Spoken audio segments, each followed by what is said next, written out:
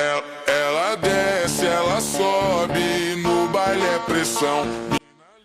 তো দেখলে কি অবস্থা। এটা হচ্ছে অবস্থা প্রতিটা জার্নিতে আমি করি, প্রতিটা ট্রেনে প্রতিটা এই কন্ডিশনে হয়ে থাকে। কেউ কারো নিজের গার্বেজটা নিজের সঙ্গে নিয়ে যায় না, অথবা নিয়ে গিয়ে ডাস্টবিনে কেউ ফেলে না, কেউ ফেলে না, খুব রেয়ার লোক আছে তারা ফেলে। ইভেন আমি যখন এই সমস্ত গার্বেজগুলো নিয়ে হাতে তুলে নিয়ে গেলাম ফেলতে ডাস্টবিনে, লিখে ওখানে সব সুইপাররা সেভিং করছে, তো আমি বললাম কোথায় ফেলবো, that is not dustbin, where একটা বলছো put it this thing all.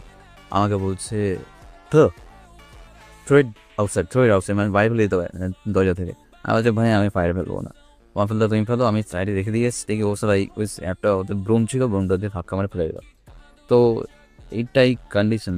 মানে আমি কি বলবো যে খালি আমরা গভর্নমেন্টকে দোষ দিই, গভর্নমেন্ট কিছু করে কিছু করে না ভাই। সাধারণ মানুষ কি কিছু করে? একটা ছোট স্টেপ পর্যন্ত নেয় না। সে নিজের ঘর ছাড়া কিছু পয়সা করতে জানে না, সে পয়সা করবে খালি ঘর, বাইরে যা হচ্ছে হোক গিয়ে ভাড়মে যাক। ভাই এই এন্টায়ার ওয়ার্ল্ডটাও আমাদের ঘর, এটাকে সুরক্ষা রাখার দায়িত্ব আমাদের, কিন্তু আমরা কেউ সেই স্টেপটা নিই না। এবং খেয়ে দিয়ে ফেলে রেখে চলে গেছে, এর থেকে আরও ওয়ার্স্ট অ্যান্ড ওয়ার্স্ট কন্ডিশন আমি দেখেছি, ঠিক আছে। তো আমি এটাই রিকোয়েস্ট, যারা দেখছে বা যারা একটু সচ্চার, তারা অ্যাটলিস্ট যখন নিজেরা ট্রাভেল করছো নিজেদের গার্বেজ নিজেরা ক্যারি করো, অ্যাটলিস্ট ডাস্টবিনে গিয়ে ফেলো। সেটুকু তো আমরা করতে পারি, বাকিটা নয় আমরা গভর্নমেন্টের হাতে ছেড়ে দিলাম। বাট ইনিশিয়াল জিনিসটা যদি আমরা না স্টার্ট করি, তাহলে কিন্তু ওই জামানার সামনেই থাকবে, সারা জীবন বলে যাবো ইন্ডিয়ান পাসপোর্ট খারাপ, ইন্ডিয়ান পাসপোর্ট কোথাও ভালো ভ্যালু দেয় না। তারপরে বলবো ইন্ডিয়া নোংরা, এই সে ভাই নোংরা আছে ক্লিন করার দায়িত্ব কার? আমাদেরই না।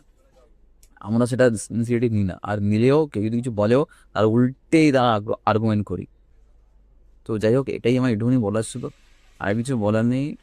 যারা বোঝে তারা অবশ্যই বুঝবে, তারা অবশ্যই জিনিসটা মানবে, আর যারা বোঝে না তারা আর্গুমেন্ট করে যাবে, গালাগালি দেবে, না বুঝে না জেনে, কিছু বলার নেই।